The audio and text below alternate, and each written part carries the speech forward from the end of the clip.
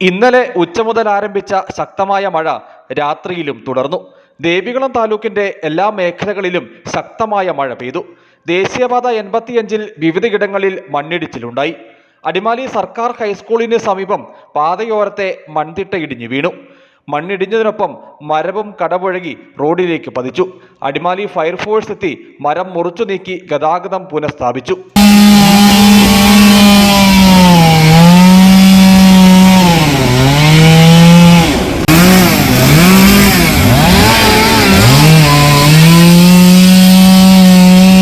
കരടിപ്പാറയ്ക്ക് സമീപവും റോഡിലേക്ക് മണ്ണും മരവും ഇടിഞ്ഞെത്തി ഗതാഗതം തടസ്സപ്പെട്ടു.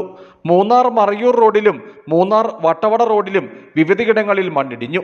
കല്ലാർ മാങ്കുളം റോഡിൽ തളികത്തിന് സമീപവും വിരിവാറ പാലത്തിലും വെള്ളം കയറി.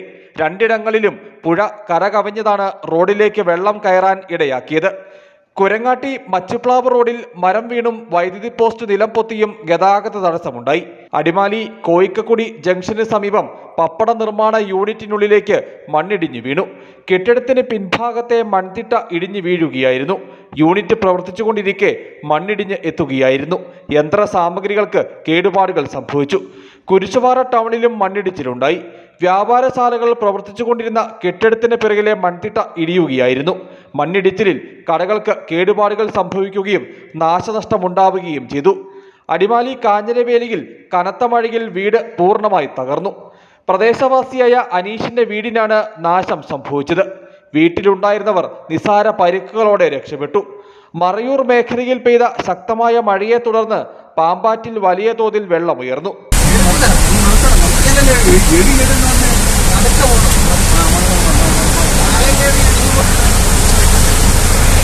ജലനിരപ്പ് ഉയർന്നതിനെ തുടർന്ന് തെങ്കാശിനാഥൻ ക്ഷേത്രത്തിൽ വെള്ളം കയറി. മരവും മരശിഖരങ്ങളും ഒടിഞ്ഞു വീണ് താലൂക്കിന്റെ വിവിധ മേഖലകളിൽ വൈദ്യുതി ബന്ധം താറുമാറായി. ശക്തമായ മഴയെ തുടർന്ന് അണക്കെട്ടുകളിലേക്കുള്ള നീരൊഴുക്കും വർദ്ധിച്ചു. കല്ലാർകുട്ടി അണക്കെട്ടിന്റെ കൂടുതൽ ഷട്ടറുകൾ തുറന്നു.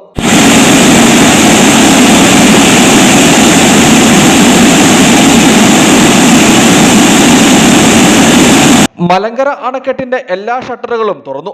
മാട്ടുപ്പെട്ടി, കുണ്ടള, പൊന്മുടി തുടങ്ങിയ എല്ലാ അണക്കെട്ടുകളിലേക്കുമുള്ള നീരൊഴുക്ക് വർദ്ധിച്ചു. മണ്ണിടിച്ചിൽ ഭീഷണി നിലനിൽക്കുന്ന പ്രദേശങ്ങളിലെ ആളുകളോട് ജാഗ്രത പുലർത്തുവാൻ നിർദ്ദേശം നൽകിയിട്ടുണ്ട്. മഴ കൂടുതൽ കനത്താൽ കുടുംബങ്ങളെ മാറ്റിപ്പാർപ്പിക്കും. മഴ മുന്നറിയിപ്പ് നിലനിൽക്കുന്ന സാഹചര്യത്തിൽ പ്രാദേശിക ഭരണകൂടങ്ങളടക്കം ജാഗ്രത പുലർത്തി പോരുന്നുണ്ട്. News bureau, Adimali.